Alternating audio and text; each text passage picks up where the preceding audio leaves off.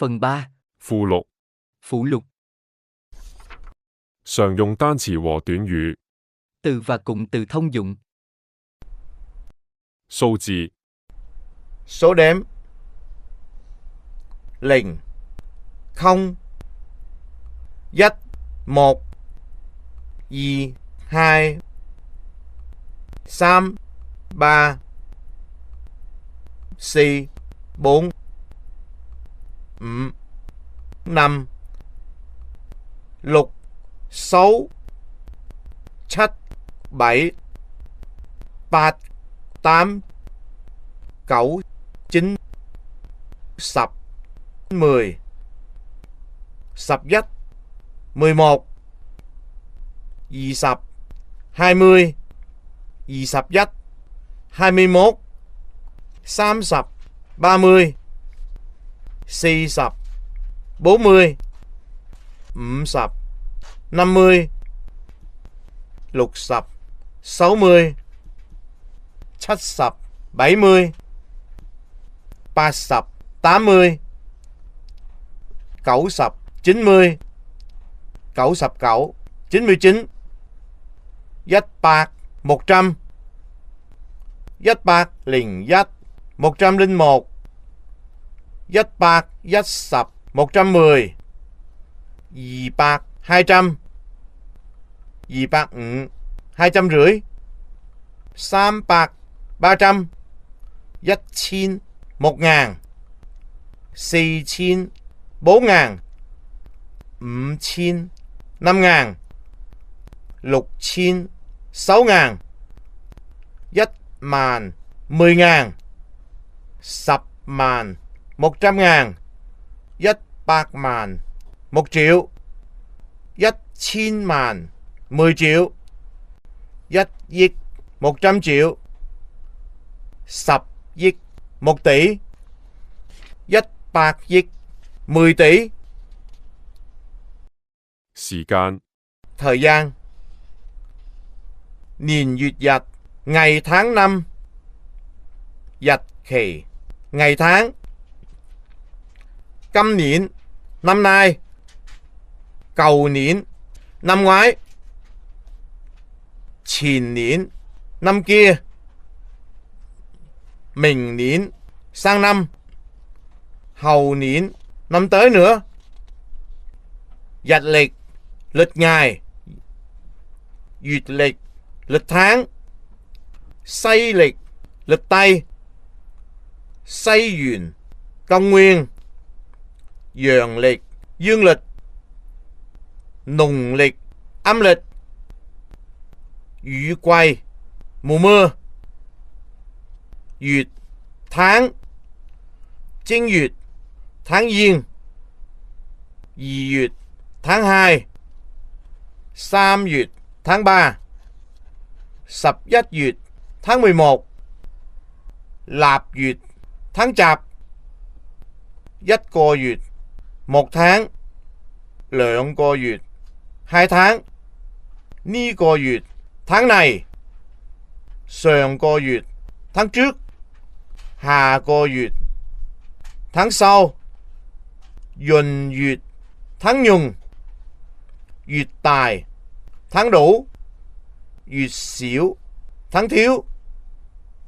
Duyệt初, đầu tháng. Trung旬, giữa tháng.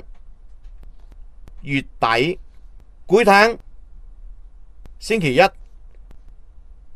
禮拜一.周一, thứ hai.星期二, thứ ba.星期三, thứ tư.星期四, thứ năm.星期五, thứ sáu.星期六, thứ bảy.星期日,禮拜日. 周日, chủ nhật. 周末, cuối tuần. 一周, 一個星期, 1 tuần. 2個禮拜, 2 tuần. 前日, hôm kia. 琴日, hôm qua. 今日 hôm nay, 聽日 ngày mai, 後日 ngày mốt, 琴晚 tối hôm qua, 今晚 tối nay, 聽晚 tối mai, 過去 quá khứ, 現在 hiện tại, 將來 tương lai, 1 號 ngày 1, 一大早 sáng sớm, 早上 朝早 buổi sớm, 上午 上晝 buổi sáng, 中午 晏晝 buổi trưa, 下午 下晝 buổi chiều, 晚上 晚黑 buổi tối, 深夜 khuya, 半夜 nửa đêm, 小時 giờ, 分 phút, 秒 giây, 1個小時 1 giờ đồng hồ, 2個鐘頭 2 giờ đồng hồ, 6 điểm 6 giờ, 7 điểm正 đúng 7 giờ, 8 điểm半 8 giờ rưỡi, 9 điểm 15 phân, 9 giờ 15, 差10分 12 điểm, 12 giờ kém 10, 7 phân 5 秒, 7 phút 5 giây. 自然 Thiên nhiên.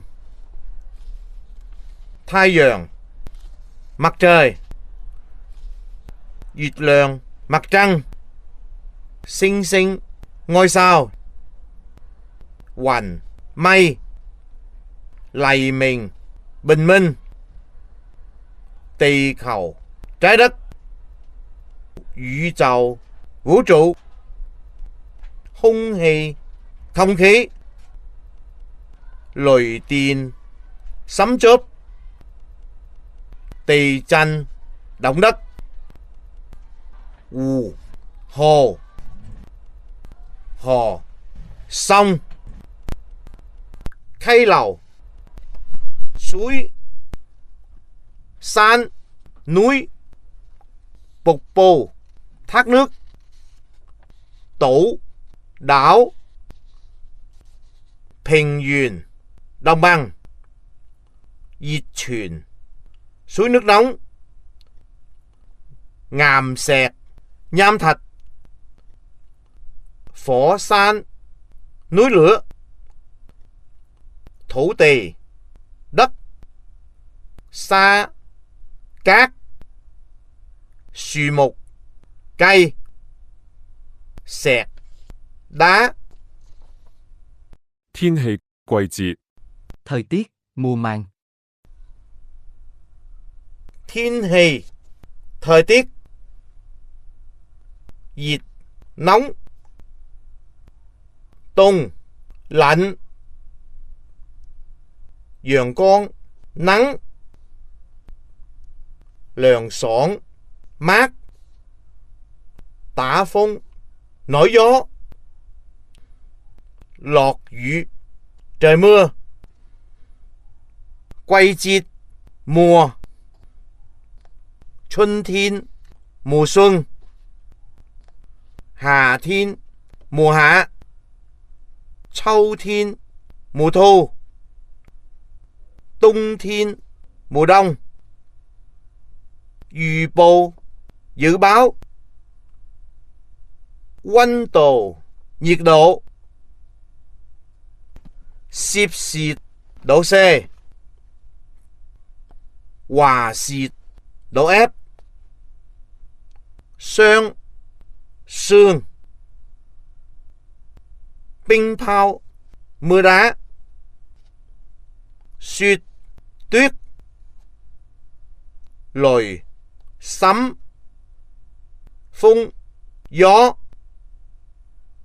mù, sương mù. Hoành, mây.雨, mưa.暴雨, mưa bão.